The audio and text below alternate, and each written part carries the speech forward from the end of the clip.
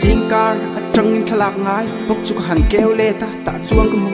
tem le sen tam takara mi von tla trin tu ka engkim le ka nei chun chu tu na ka chan ta ka le ro lu khongai na ka dun hem po le kamal sia chu at chiang ta tu chaleng dong lim me ka tan mi tui kau chuak tu chu in ngai ne thu kan che dun khan mi tui le thu tui pui jaw ta ka dai dang kar in du na lung phum ting tu chu kan thin lung kan man hu da top thu ka riat nuwa van lam ka da ka chap chung in olal pa in vang nge rem lo tu chu ning ton ti le boy na te ka phu em ni ka to big rang ani kha kan ne na ta kal bo le zel te chuan tu in nge ka har sat ni in fu na o ka min lan ta ang le don chi na real ru ka chang em ma thin lung voi ka chia ka kya nga hian lo let le la ma nang khan kan nat na zong po hai derin him du nin chu chu ka du sam ber sin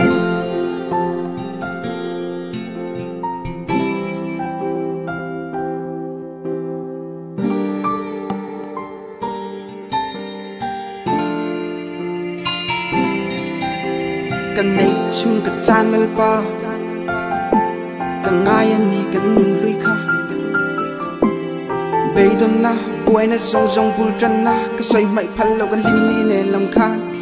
eng tik lai po na chin lo ta hun lai kan nim china thi tu po kha ngai lo lai ta ka nei si lo leng dang tan ru ru ko hong thei lo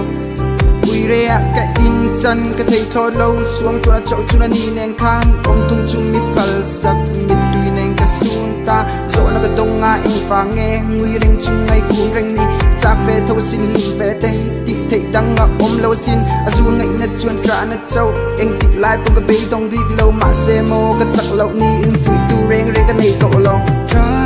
pin ka ao che lal pa nge mo ka ti su le ka tor na avance yan ve lo chu ka thang le ber eng vang big nge boy reng tu ra het yang mi tin le boy reng tu ra het yang mi tin le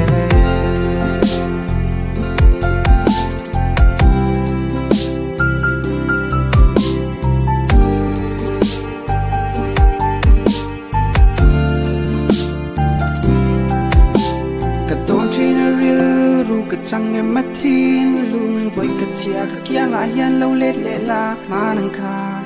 kan nat na zong po hai derin lim du in chu chu ka du sam ber sin